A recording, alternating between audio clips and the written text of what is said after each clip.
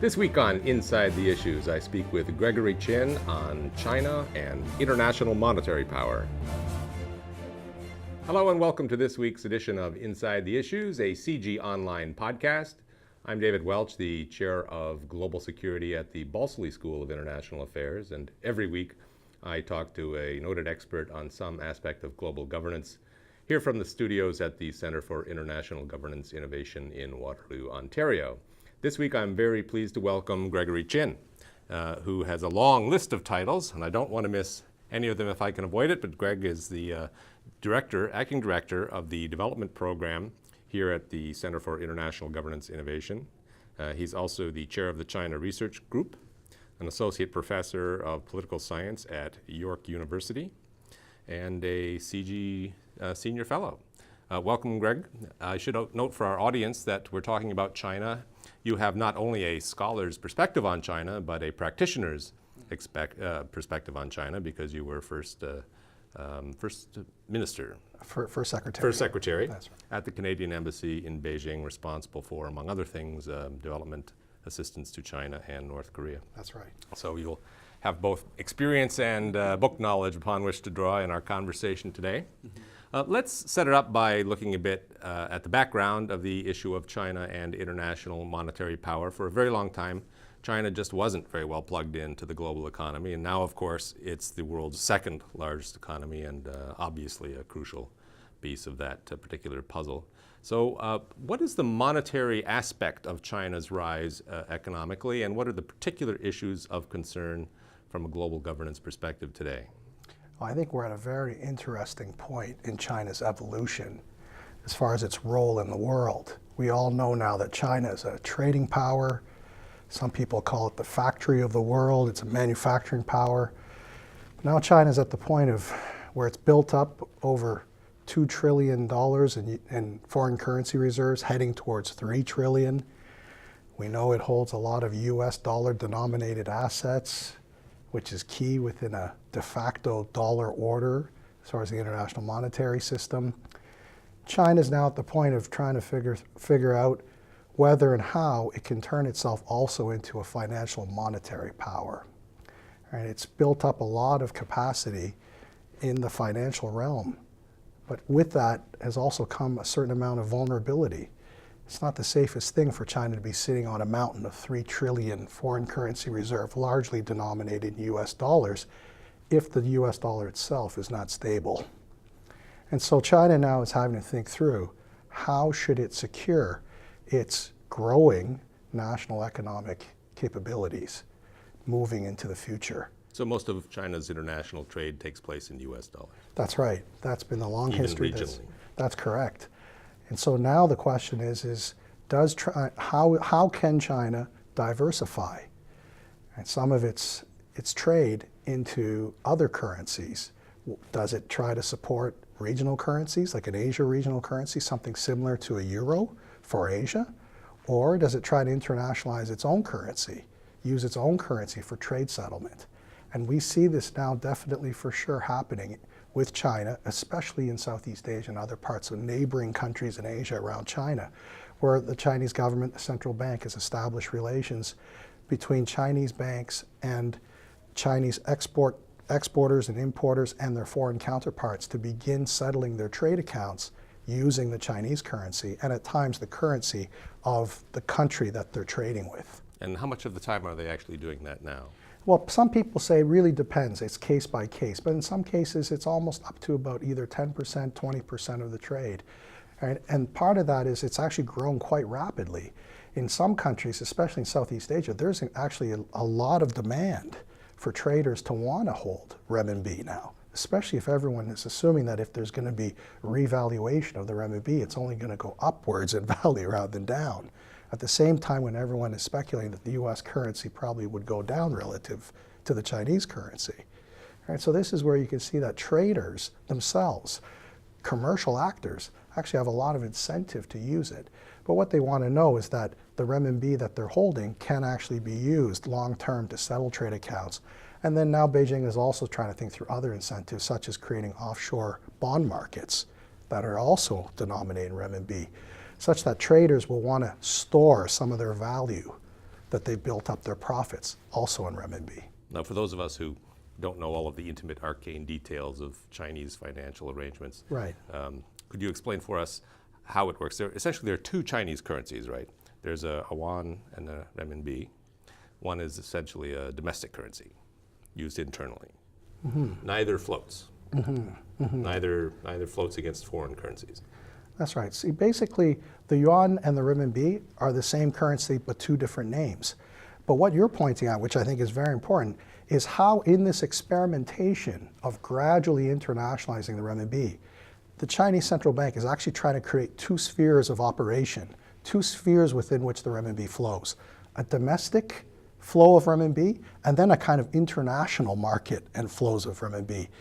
And the trick for the Chinese government, because they want to maintain control over money supply in both realms, is how to gradually increase that international flow of renminbi without it flowing excessively back into the domestic flows. Because this has to do with their control of overall money supply, which is linked to the issue of controlling inflation, right? Rising costs inside China.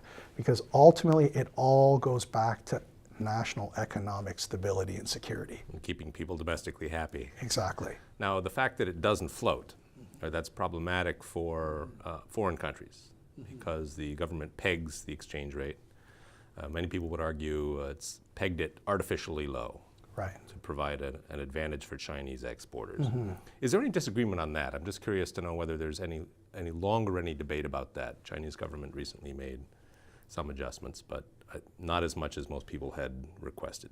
That's right. I think at a more fundamental level, you see the Chinese government gives, the official position is that clearly the Chinese government does not manipulate its currency, keep it artificially low. At the same time, in conversation with central bankers around the world, there is some recognition that perhaps China can gradually expand the floating range within which the renminbi can float. And so they've been gradually expanding. So it's a managed float. It's not fixed currency. There was, during the global financial crisis, they did refix the value of the renminbi to the dollar. But since 2005, that's when China took its currency off the fixed arrangement vis-a-vis the dollar.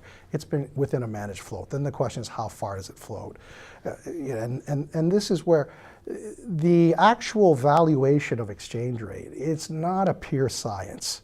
And so some could say, well, it might be undervalued by 10% or 20% or 30%. It's hard to say. It really is hard to say. Well, you could let the market decide. That's right. You could have a full float. Yes. Is there a lot of international pressure for that, or a lot of domestic demand for that? There is a lot of international pressure for that. Domestically, yes and no, because there are some industries that will benefit from a more flexible exchange rate, and then some that won't benefit as much. And so it really, there's a number of interests, and really inside China, it's hard to know exactly, all the way down to the level of farmers and workers, what will be the impact with a more flexible exchange rate. And that's really where the rubber hits the road as far as decision making of the Politburo Standing Committee in China. Deal of uncertainty. Exactly, that's right. Very good. Well, we'll be back in just a minute with Gregory Chin to talk more about China and international monetary power. You are watching or listening to Inside the Issues, a CIGI online podcast. Look for us at cgonline.org, on Facebook, on Twitter, and on YouTube. Welcome back. Gregory, let's talk a bit more about the background. Now, the monetary issue is only one international political economy issue here. It's couched in a larger international political economy issue, which is the rise of China generally. Unpredicted, I think, maybe 20, 30 years ago when China was following a fairly straightforward Maoist model of development, which didn't seem to allow, let alone require, being plugged into the global political economy the way China is plugged in today. There has been a lot of talk for a long time about China potentially challenging the United States as the world's leading economy and hence possibly the world's leading power. What's your view of that? How realistic is it to think that China could in fact challenge the United States for primacy in the global economy? Well, I think if you look at the usual indicators, GDP, national military capability, China's still a ways off from really rivaling the United States in any direct sense, right? Especially on the military side of things. Economic trends, if you look at per capita income, China's still far off from the United States. Japan, right, still ahead of China. Germany. But what makes China interesting is aggregate power, right? That they have a strong state that can provide a kind of organizational advantage, a party state, right, is what people often think of. Right, and this party state has a high degree of both strategic capability and coordination capacity. And it's when that party state gives them the organizational advantage that they can then punch above their weight. And they can move fast on whether it's technological innovation and building up their overall society. There's certain advantages that they hold. Of course, there are also disadvantages to having, let's say, more strongly controlled society.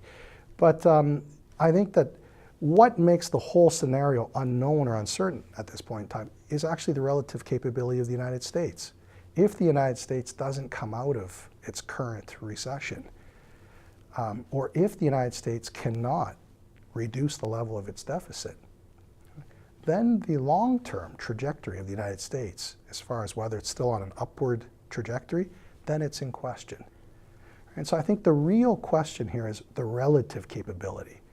I think this is, if China can avoid major social unrest, destabilizing tension with its neighbors, right, then even if it faced some bumps along the way, then probably most people would say its trajectory is upward. But in a sense, it's tied its fate to that of the United States. That's right. Because it holds so much in the way of American reserve. Exactly. The American economy tanked. China's economy presumably would also tank. That's right. I think that's been the story of the last 20 years, really, is this whole kind of mutual entanglement that's emerged, right? I think on the Chinese side, we could probably say it was actually conscious strategy, right, to become more tightly entwined with the United States. Right? When you become more tightly entwined, then the cost of disentangling is higher. But I think the United States also was very interested in the Chinese market. Right? And remember, I don't think any U.S. government administration ever could have guessed that the U.S. companies would have all gone into China at the rate that they have, producing in China, now exporting out of China. So that's right. They're both very intertwined. At the same time, I think out of this global financial crisis, there is recognition on the part of Beijing of the vulnerabilities entailed in this strategy. And for a long time, including things like buying more and more U.S. debt, was to try to keep that G2 or kind of growing complex interdependency, as we call it in international, more closer and closer and closer. But one of the things that the Chinese have discovered now is that, contrary to international relations theory, even though there's deeper and deeper interdependence, there's actually more and more tension, not less. Right? So it's a very interesting conundrum, isn't it? Wait, so the arguments are over what? The tension is a function of disagreement over Chinese domestic policy, China's role internationally, American fiscal responsibility. That's right. Some combination. That's right. I think it seems to coalesce around the whole trade tensions, the trade imbalances, right, and the debt that's been built up in the United States, and the feeling that somehow it's not a level playing field of competition for both sides. And so I think that that's where a lot of it comes down to, is that the tensions, the recurrent tensions in the economic relations. It's not really that much on the political, military, geostrategic side. Of course, Taiwan flares up every once in a while. But that seems to be, China and the U.S. both are part of the NPT, right? They're both play. It seems to be, they seem to both more or less hold similar values as far as non-proliferation, dealing with terrorism, these kinds of issues. It's really on the economic side. And also things such as the contest over oil, natural resources, right? Energy. So we see trade and energy appear to be flashpoints. Right. Now, we know that the United States professes belief in liberal economic theory. And according to that story, poor countries begin to grow by developing industries as a result of low factor costs, exporting to richer countries. And over time, wealth redistributes itself and labor costs, factor costs will rise. Singapore, Taiwan, South Korea, Japan, for that matter. So why aren't Americans happy to watch this story play out with respect to China? Why can't they just be patient and give China time for its own costs to rise as a result of its own development? That's right. I think this is that's a great question, David, because for a long time, the objective of the United States, its strategic objective was to integrate China into the system. That's actually happened. China's very integrated into the system. It's part of the global market. But I think the United States never calculated that how well China would actually do as far as a relative sense, relative to the United States in this kind of scenario.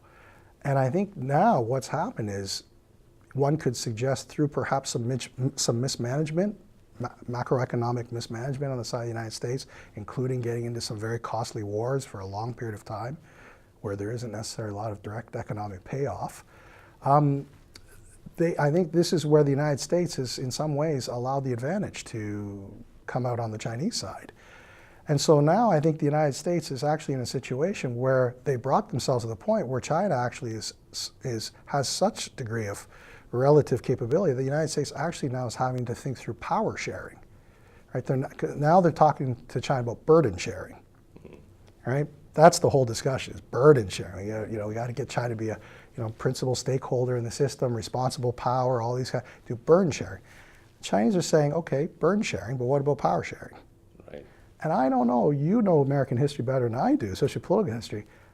Is the United States, how much, if we look back at history, how are they prone to power sharing?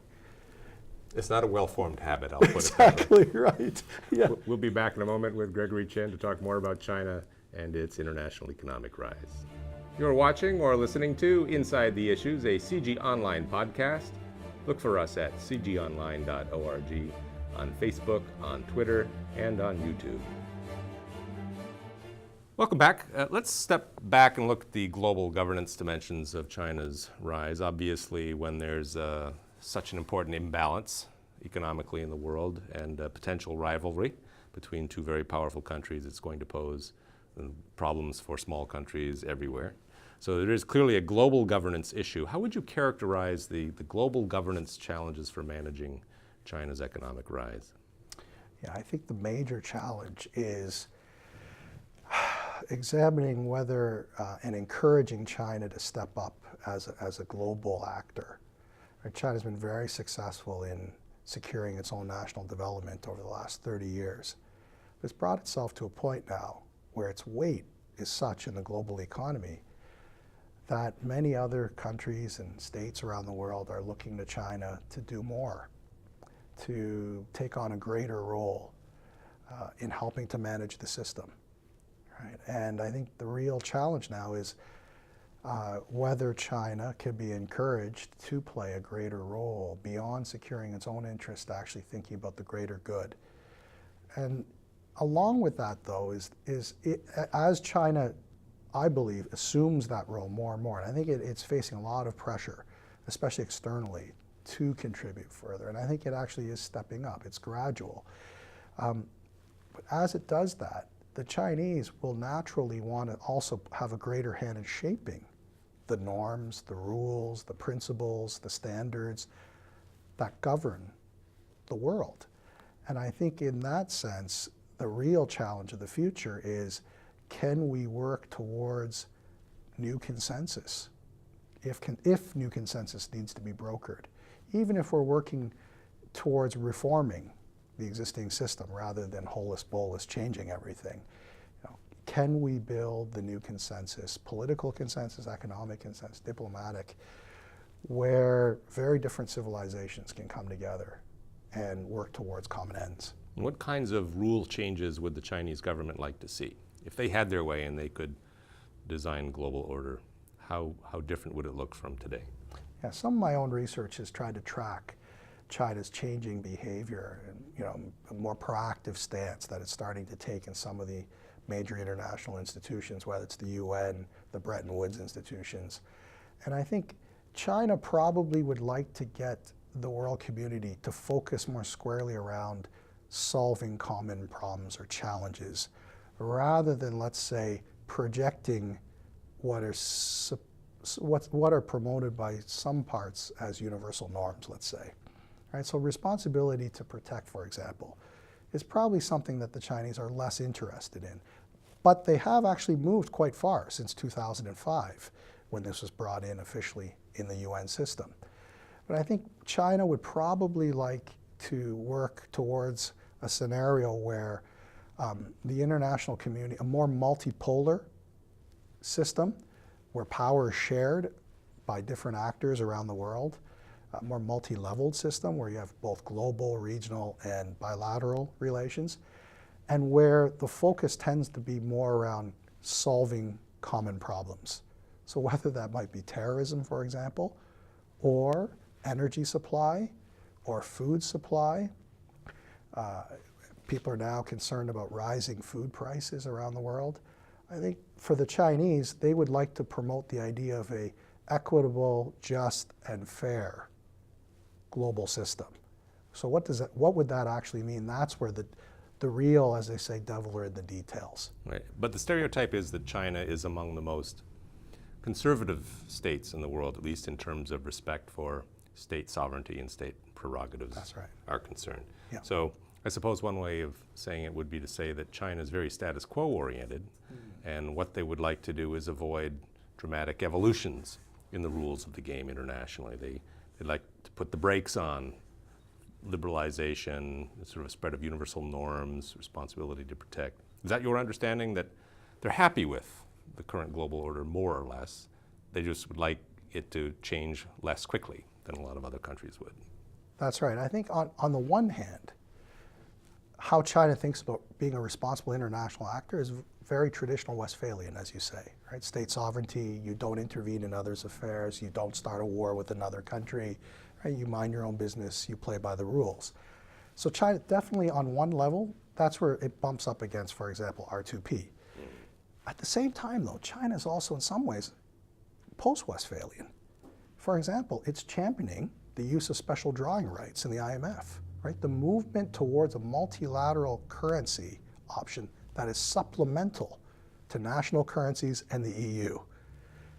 That is a much more, I would say, proactive approach to multilateral international monetary system than we've seen from the United States, for example. Right? So China is in a very interesting position where on the one hand it's championing Westphalian norms and kind of procedures. At the same time, it's championing post-Westphalian, kind of new multilateralism, even beyond what the United States proposed after the Second World War, or at least in practice has pursued. Is that anything more than just trying to find an alternative to the US dollar as a dominant global currency? It may be, but I think in that regard, how far China goes in that experimentation is also influenced by whether it has allies, Brazil, Russia, the so-called BRIC countries there. And so China wouldn't act on its own, right, because it realizes, and also France, right? This is where President Sarkozy in France, as we know for the G20, seems to also be very interested in rethinking the international monetary system. And we know there's a long French tradition that goes back to Charles de Gaulle. Right? So I think this is a very interesting situation. So I think the Chinese would, on the one hand, be gauging Washington's reaction to efforts to promote monetary reforms, and on the other hand, always seeing whether it has support from other actors in the system. Fascinating. Strange bedfellows in politics and economics. We'll be back in a moment with Gregory Chin. You're watching or listening to Inside the Issues, a CIGI Online podcast. Look for us on cgionline.org, on Facebook, on Twitter, and on YouTube.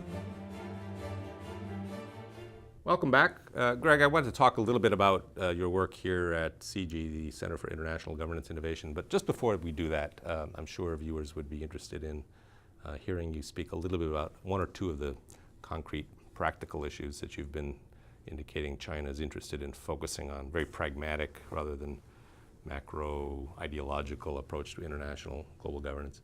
One obvious one is climate change. We here in the West used to think of China as a major obstacle to solving the problem of climate change. Recently we've been hearing things out of China suggesting that perhaps they're becoming proactive on this. What's your understanding of the Chinese attitude on climate change? Is it changing? Is this going to affect their rise?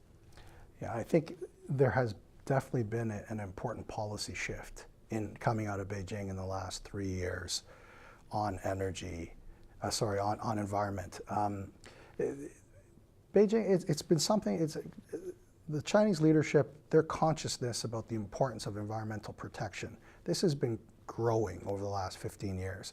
But I think what we're seeing is that in the last 3 years, the cost of the growth model that China has pursued, where you put economic growth first and then worry about the environment later, the costs of that and the long-term costs of that, whether it's from the standpoint of health, the cost of healthcare that's going to rise, matched to be able to deal with this, the rising health issues that are related to this growth model. The leadership in Beijing is realizing that they have to pursue a different growth model, one that is more sustainable, one that is more sensitive towards ecological balance. And so that recognition, combined with pressure that they're getting from the outside, has brought Beijing to the point where they now have developed a very ambitious national strategy on renewable energy. Yes, that's right. Sources. Exactly. And this is where I think what they recognize now is that they have to get on top of this issue now. And so what we're seeing from Beijing on this issue of environment, combined with the pressure that they've been getting at international conferences such as Copenhagen, is a much more proactive approach from China.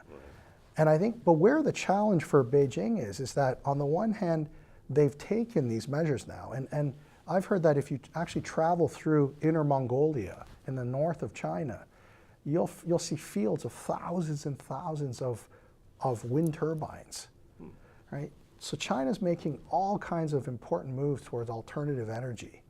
And they're investing in clean technology, alternative energy, in ways that actually far exceed almost any other industrial country. And there's the capacity again of the command exactly, state, that's the right. party model. That's right. Once they make a serious decision, they can move very quickly. Now, this old development model you mentioned, grow first and worry about the environment later. Right. Of course, that's what we all went through here in the West. That was the orthodoxy for the longest time. Now, here at CIGI, in the development program, I imagine you're trying to work out alternative development models. Can you tell us a bit about the broader CIGI development program research agenda? Sure. Well, I think for CIGI, this is a really exciting time for our global development program, because we've never had one before. We've had research that has looked into economic development. A number of CIGI distinguished fellows have worked on this area. We've never had a self-declared development program. And so we're really at the beginnings of developing a program on development. And we're at the exciting stage now of trying to figure out a strategy.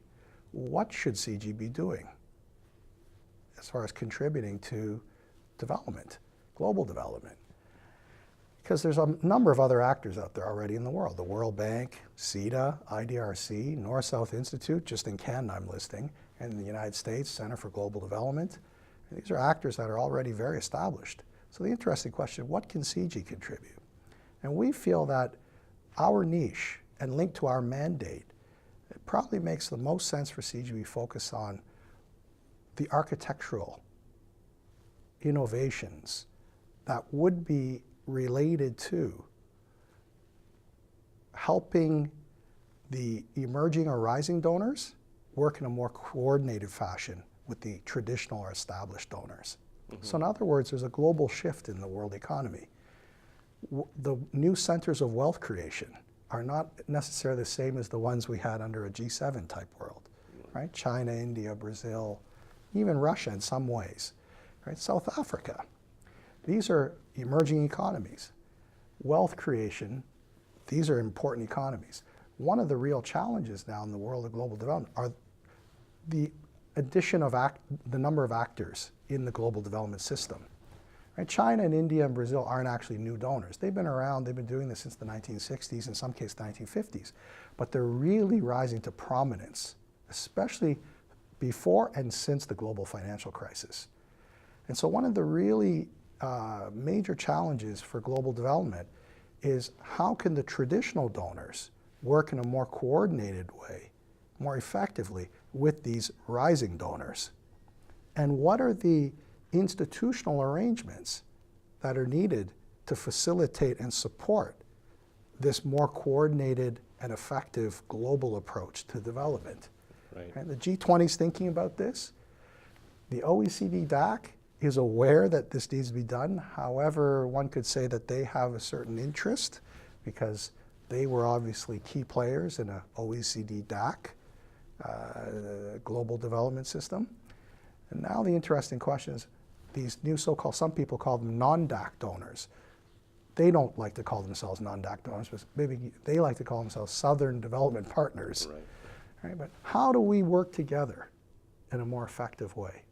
Right? CIGI, I think, is very well situated to think through options, policy options for better coordination, for more effective global development, the architectural adjustments that go with it. In other words, from political science language, institutional arrangements, new that are probably needed to go with, to accompany the shift. And one theme in particular that I think CIGI is very interested in is the question of innovative financing for development. Because in the late, about 5-6 years ago, we had the Monterey conference on development financing. The international community got together, they signed a number of agreements. Everyone walked away, went home, and very few of those commitments were met. Right? And so therefore, one of the things that's really important is not only the distribution of benefit, but also the source of financing. Where will the wealth come from? How much of a factor in your program is trade? Trade is also an important issue because some people think about the question of trade and development. Right? And this actually cleaves nicely with our China program here at CIGI. Very recently, we've just set up a new web commentary series that looks at how China and the WTO have been changed in the 10 years since China joined the WTO. So it's a very auspicious occasion, 10th anniversary of China's accession to the WTO. It's a good time to reflect and ask the question, what has this meant for China? What has this meant for the world? Right? Many people think about the question of, for example, of environmental protection and the trade system, right? Development and trade. Right? These are seen as interlocking, interconnected themes. And so, our global governance system, you can see how the institutions fit together. WTO, World Bank, IMF. Right? China seems to be key, and these other rising powers also seem to be important in all this. And I think where you look at the WTO, where it's important, it's been deadlocked, the current trade round. Some people say, can China play more of a role in helping us to break through these deadlocks? And for the Chinese, they're trying to think through what role should they play. All right. Well, another part of their rise to responsible global actor status. Right. Thank you very much for coming in. I really appreciated your time and your insight. And thank you to the viewers for joining us again. Look for us next week at cgonline.org, on Facebook, on Twitter, and on YouTube. You can find our complete collection of Inside the Issues podcasts at all of those sources, as well as on the CIGI channel on YouTube, additional videos touching topics that we've been addressing today, including CIGI's recent partnership with INET, which of course offers another avenue for you to explore creatively new opportunities for remaking the global order.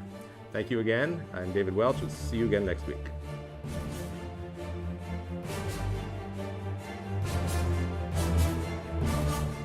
Power. Right? It's built up a lot of capacity in the financial realm. But with that has also come a certain amount of vulnerability. It's not the safest thing for China to be sitting on a mountain of 3 trillion foreign currency reserve, largely denominated in US dollars, if the US dollar itself is not stable.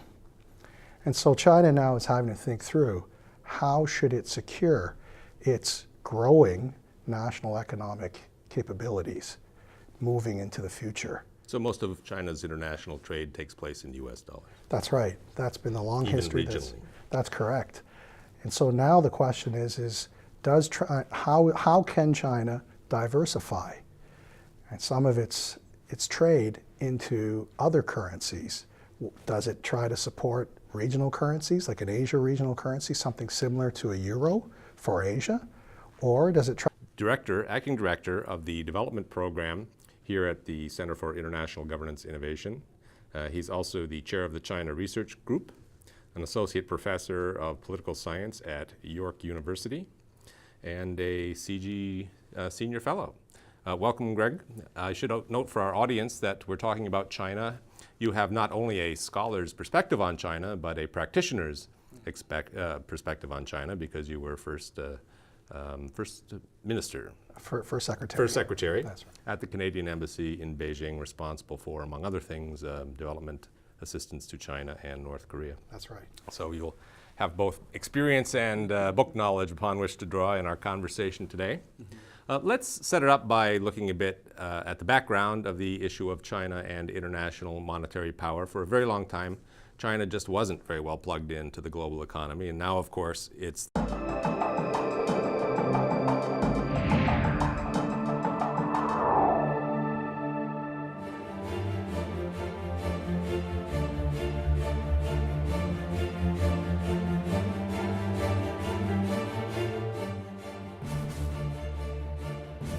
This week on Inside the Issues, I speak with Gregory Chin on China and international monetary power. Hello and welcome to this week's edition of Inside the Issues, a CIGI online podcast. I'm David Welch, the chair of global security at the Balsley School of International Affairs, and every week I talk to a noted expert on some aspect of global governance here from the studios at the Center for International Governance Innovation in Waterloo, Ontario. This week, I'm very pleased to welcome Gregory Chin, who has a long list of titles, and I don't want to miss any of them if I can avoid it, but Greg is the... Try to internationalize its own currency, use its own currency for trade settlement. And we see this now definitely for sure happening with China, especially in Southeast Asia and other parts of neighboring countries in Asia around China, where the Chinese government, the central bank, has established relations between Chinese banks and Chinese exporters and importers and their foreign counterparts to begin settling their trade accounts using the Chinese currency, and at times the currency of the country that they're trading with. And how much of the time are they actually doing that now? Well, some people say it really depends. It's case by case, but in some cases it's almost up to about either 10%, 20% of the trade. And part of that is it's actually grown quite rapidly. In some countries, especially in Southeast Asia, there's actually a lot of demand for traders to want to hold renminbi now, especially if everyone is assuming that if there's going to be revaluation of the renminbi, it's only going to go. The world's second largest economy, and obviously a crucial piece of that particular puzzle. So what is the monetary aspect of China's rise economically, and what are the particular issues of concern from a global governance perspective today? Well, I think we're at a very interesting point in China's evolution as far as its role in the world. We all know now that China is a trading power. Some people call it the factory of the world. It's a manufacturing power. Now China's at the point of where it's built up over $2 trillion in foreign currency reserves, heading towards $3 trillion. We know it holds a lot of US dollar denominated assets, which is key within a de facto dollar order as far as the international monetary system. China's now at the point of trying to figure out whether and how it can turn itself also into a financial monetary